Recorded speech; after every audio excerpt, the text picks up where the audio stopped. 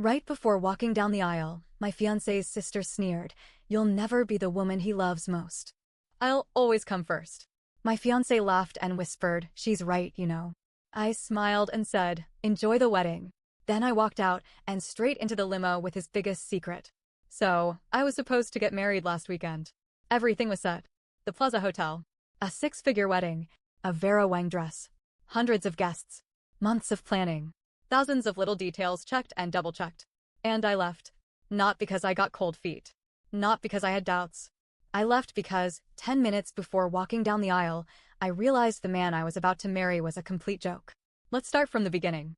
My fiancé, Nate, and I had been together for 4 years. Met in New York, both working in finance, both ambitious, both wanting the perfect life. I thought we were on the same page. I thought he was my person. I should have known better. The first red flag? His sister, Allison. She had zero boundaries. And when I say zero, I mean she was practically his second girlfriend. She would sit in his lap at family gatherings. She would jokingly refer to herself as the most important woman in his life. She had a meltdown when she found out I was moving in with him. She would openly say things like, "I don't think Nate should ever get married. He's meant to be free." At first, I told myself it was just an overprotective sibling thing. Some families are just weirdly close. I figured once Nate and I got engaged, she'd back off. She didn't. If anything, she got worse. The second red flag? Nate never really shut it down. He would laugh it off. Say she was kidding. Tell me I was being too sensitive whenever I got uncomfortable. Even when I pointed out how strange it was that his sister threw a fit when he canceled dinner with her because we had plans, he shrugged and said, "That's just how she is." Looking back, that should have been enough. But love makes you stupid. Then there was the money situation. I knew Nate had expensive taste. Designer suits, fancy watches, first-class flights, private clubs. But I thought he could afford it. I mean, we worked in finance. We made good money. But something always felt off. Like the time his credit card got declined at Cipriani, and he laughed and said, "Oh, I must have hit my limit." Or the time we were supposed to split the cost of a vacation, and at the last minute, he asked me to put it on my card. "I'll pay back," he said. He never did. I convinced myself it wasn't a big deal. That maybe he was just bad with budgeting. I even offered to help him organize his finances once, and he brushed it off. The truth? I had no idea where his money was really coming from. Until 2 weeks before the wedding. I was at a work event, a charity gala at the Met, when I met a man named Bradley Peters. We got to talking. I mentioned I was getting married soon. He asked who my fiancé was. I told him. His expression changed immediately. "Brad, Nate? Nate last name? Me? Yeah, do you know him?" Brad laughs, "Yeah, I know him." He pulled out his phone, scrolled for a second, and then showed me a picture. It was a selfie of him and Nate. On a yacht. In Ibiza. That wasn't the shocking part. The shocking part? Nate was sitting on his lap. My stomach dropped. I forced myself to keep my face neutral. "How do you know him?" Brad smiled. "He didn't tell you?" "We've been involved for a while now." I thought I was going to throw up. Brad must have seen my face because he immediately went, "Oh my God. You didn't know." I shook my head. Then he looked genuinely pissed.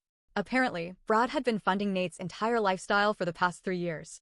Rent, travel, clothes, expensive dinners. Everything. And Nate had led him to believe that I knew. That I was okay with it. "Wait, so you guys are together?" I asked, still in complete shock. Brad sighed. "Not exactly. I mean, yeah, we've been close." But he made it sound like it was an arrangement. That you were on board. I was shaking. 2 weeks before our wedding, and I found out my fiancé was someone's sugar baby. And he let me think he was just a rich guy who made some bad spending choices. Brad was livid. Not at me, at Nate. "He lied to both of us," he said. "That's cute." I don't know why, but I laughed. Maybe because it was so insane that my brain just refused to process it. And that's when Brad said, "What do you want to do about it?" And an idea started forming. I kept my mouth shut. I acted completely normal in the days leading up to the wedding. I let Nate think I was blissfully unaware. Let him pose for engagement pictures. Let him go to his bachelor party. Let him send me sappy texts about how he couldn't wait to spend the rest of his life with me. And then, 10 minutes before the ceremony, Allison walked into the bridal suite. I should have expected it. She walked up to me, smirking, eyes full of victory, and said, "You'll never be the woman he loves most. I'll always come first." And then, behind her, Nate appeared. And instead of shutting her down, instead of telling her to stop being a psychotic third wheel in his love life, he laughed. He looked at me and laughed. And then he said, "She's right, you know." I don't know what it was about those words, but something in me just clicked. This was never going to change. He was never going to put me first. Even without the Brad situation, even if we got married, I'd always be fighting for a place in my own husband's life. And I was done fighting. So I smiled. I handed Allison my bouquet. And I whispered, "Enjoy the wedding." Then I turned around, walked out of the plaza, and stepped into a waiting limo, where Brad was waiting for me. The door shut behind me with a soft click. The limo's air conditioning blasted against my skin, a sharp contrast to the heavy summer heat outside. Brad sat across from me, dressed in a sleek navy suit, one arm casually draped over the seat. He held a glass of whiskey in his hand, ice clinking softly as he swirled it. "That bad, huh?" he said, raising an eyebrow.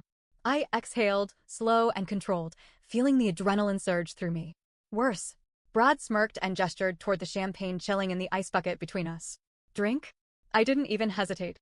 I popped the bottle, let it foam over a little, then poured myself a full glass. My hands were steady now.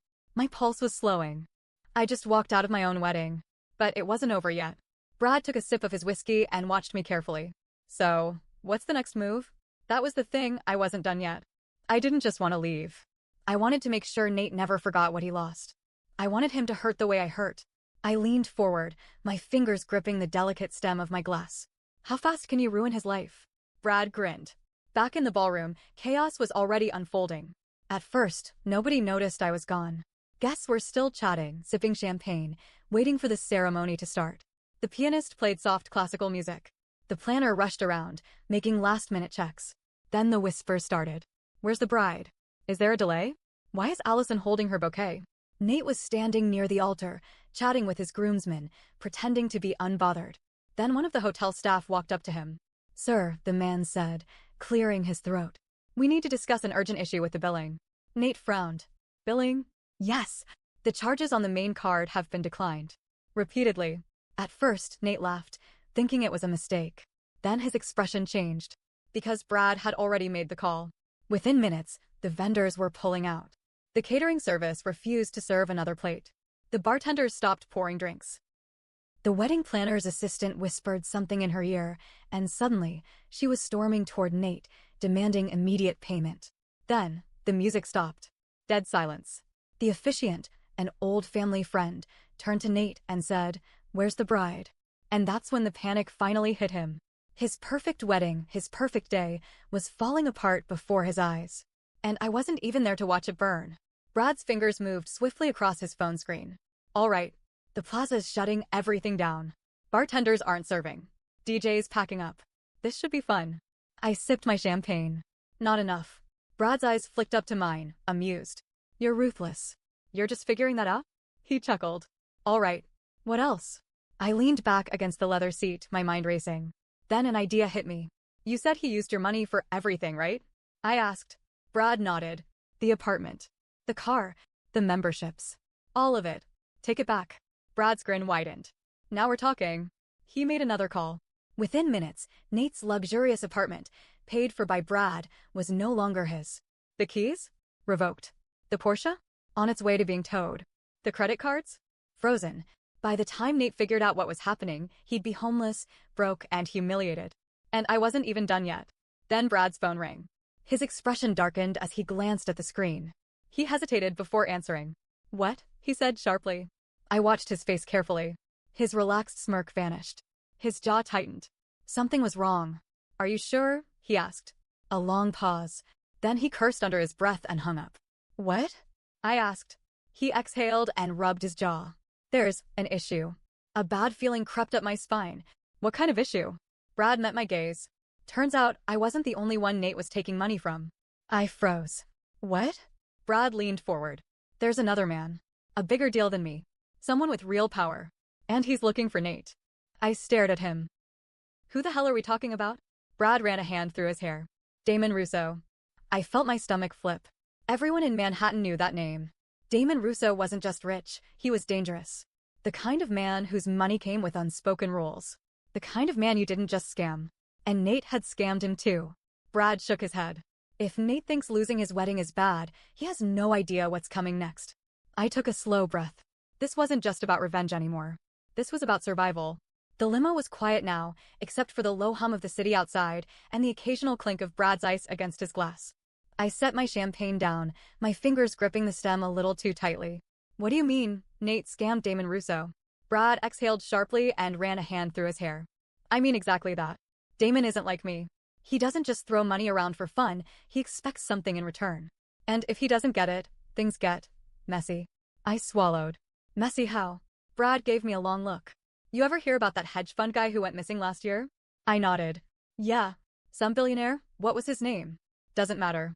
Point is, he owed Damon money. One day, he's on his yacht in the Hamptons. Next day? Gone. No body, no news, just vanished. That's how Damon handles things. A cold chill ran through me. I had been thinking small. Petty revenge. Ruining a wedding. Freezing his credit. Watching him crumble. But this? This was bigger than me. And Nate had no idea what was coming for him. Nate was unraveling. The realization that I was gone had finally hit him. He had gone from casually checking his watch to full-blown panic mode. What do you mean she left? He snapped at the wedding planner, his voice rising. The poor woman looked like she wanted to disappear. She walked out, sir. I don't know why. She just left the bouquet with your sister and she left what with Allison. That's when he turned and really looked. Allison stood there, still clutching my wedding bouquet. Her hands were shaking, her face a furious shade of red. What the hell did you say to her? Nate demanded. Allison's lips parted, but nothing came out. Because she knew. This was her fault. She had pushed too hard. Had wanted too badly to be the most important woman in his life. And now, because of her, he had nothing. That's when his phone buzzed. A text from his building concierge. Nate, there's an issue with your lease. Please contact management ASAP. Then another. Portia Financial Services, we regret to inform you that your account has been terminated due to non-payment. Your vehicle is being repossessed. His stomach dropped.